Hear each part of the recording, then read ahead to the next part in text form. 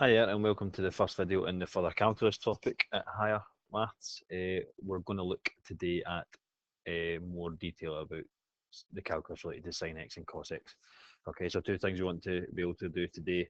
Firstly, be able to differentiate functions of the form a sin x and b cos x. Now that's a little bit of revision. We did a video on that earlier in the course on the differentiation topic.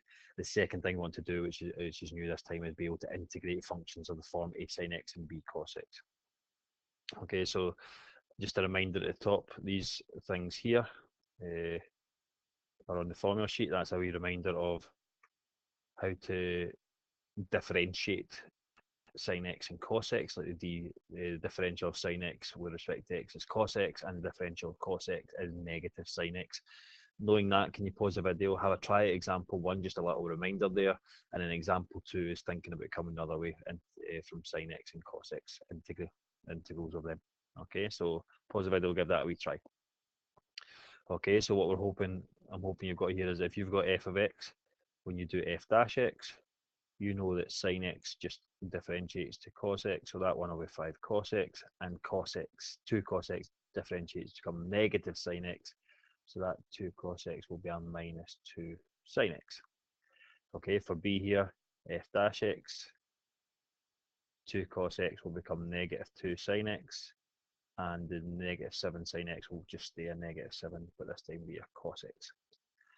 Okay, now thinking about that, if you're integrating sin x, you're asking yourself, okay, what did we differentiate to get sin x?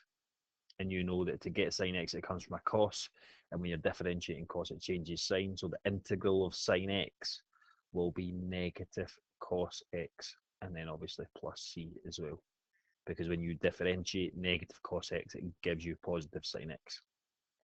Okay, and same for b here, when you're integrating cos x, you know that's come from just a straightforward positive sin x.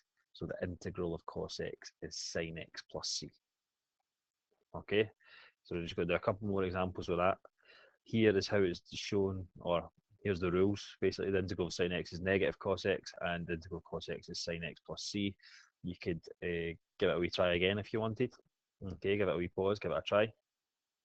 Okay, so here, example 3a, the integral of 4 sin x, well, we know 4 sin x will become negative 4 cos x, and 7 cos x will just stay as positive 7, but this time we have sin x plus c. Okay, and then for b, the same idea, 2 cos x is 2 sin x, minus 5 sin x will turn to a positive 5, sorry, cos x. Sorry, I'll just tidy that up. Plus 5 cos x, and then just the same as I do it normally, we just do each term in turn. So that will be minus 3x to the power 6 over 6, or minus x to the power 6 over 2 plus c. I just went and simplified there. Okay, so looking back at the success criteria, two things you need to be able to do: differentiate functions of the form a sin x and b cos x. That's just a little bit of revision, and then be able to integrate functions of the form a sin x and b cos x as well. Okay, thanks for listening.